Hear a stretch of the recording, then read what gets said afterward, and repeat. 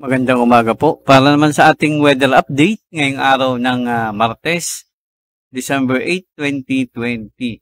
Sa kasalukuyan, patuloy pa rin nakakaapekto itong ating northeast monsoon o amihan dito nga sa dulong Hilagang Luzon at ito namang ating easterlies o hangin nagmumula sa dagat Pasipiko. Patuloy namang nakakaapekto dito sa nalawing bahagi ng bansa. Ang dalawang weather system na to ay patuloy pa rin nagdadala ng mga pag-ulan sa ilang bahagi nga ng Luzon.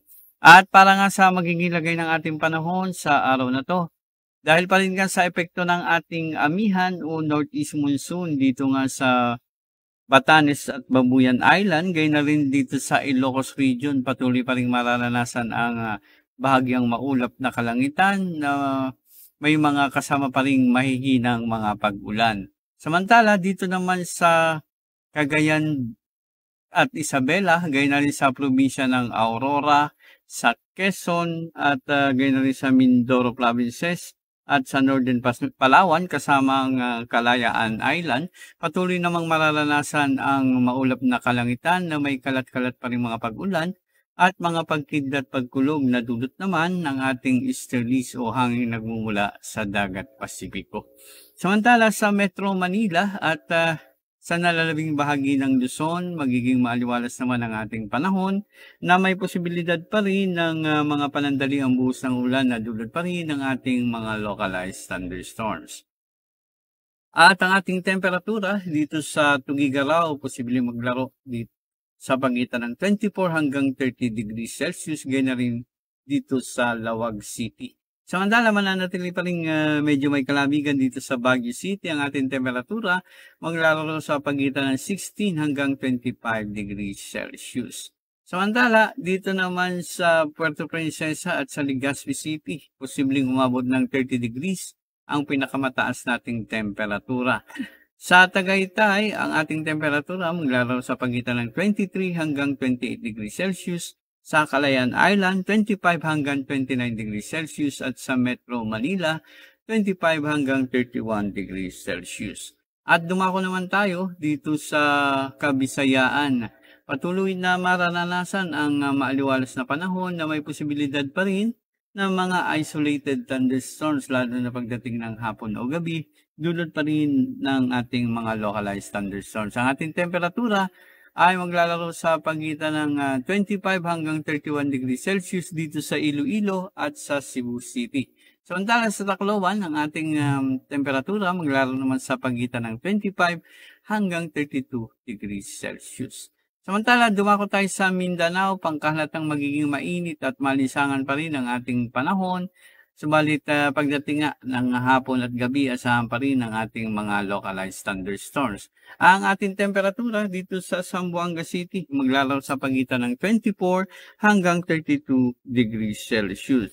Samantala dito naman sa Davao at ang ating temperatura maglalaro sa pagitan ng 25 hanggang 33 degrees Celsius. Sa Cagayan de Oro, 24 hanggang 31 degrees Celsius.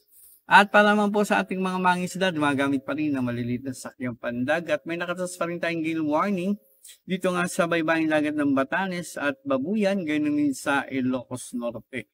Ibig sabihin, mahigpit pa rin pinagbabawal ang pumalaot sa nasabing mga baybaying dagat at ang ating pong mga alon ay posibleng umabot po sa 4.5 meters. Kaya patuloy na paalala sa ating mga isda at gumagamit ng maliliit na sakyang pandagat na huwag pong pumalaot sa nasabing mga lugar. Samantala, ang silipin natin na magiging lagay natin panahon susunod na 3 araw dito sa Metro Manila, magiging maaliwalas pa rin ating panahon. May mga pulo-pulo pa rin mga pag-ulan o isolated thunderstorms, lalo na pagdating ng hapon at gabi. Ang ating temperatura, 24 hanggang 32 degrees Celsius. Dito naman sa Baguio City, magiging maaliwalas pa rin ang ating panahon. May mga isolated thunderstorms pa din at ang ating temperatura, medyo may kababaan pa rin, maglalaro sa pagitan ng 15 hanggang 25 degrees Celsius. Sa Legazpi City, patuloy pa rin mararanasan ang maaliwalas na panahon na may mga isolated thunderstorms at ang ating temperatura maglalaro po sa pagitan ng 25 hanggang 32 degrees Celsius. Sa Metro Cebu, ang ating panahon magiging maaliwalas. May mga posibilidad pa rin ng mga panandaliang buhos ng ulan. Nadulot pa rin ng ating mga localized thunderstorms. Ang ating temperatura maglalaro sa pagitan ng 25 hanggang 32 degrees Celsius. At sa Metro Davao, mananatiling mainit at malisangan ang ating panahon. Subalit pagdating ng hapon at gabi, magkakaroon pa rin tayo ng mga isolated thunderstorms. Ang ating temperatura maglalaro sa pagitan ng 24 hanggang 33 degrees Celsius.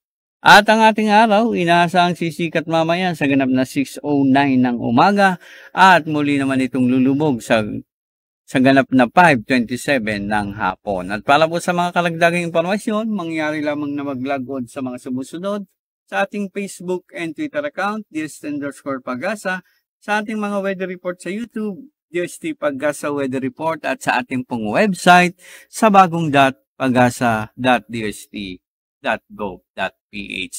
At yan po muna ang latest mula din sa Forecasting Center ng Pag-asa DOST. Muli isang magandang umaga ang inyong forecaster, Meno Mendoza.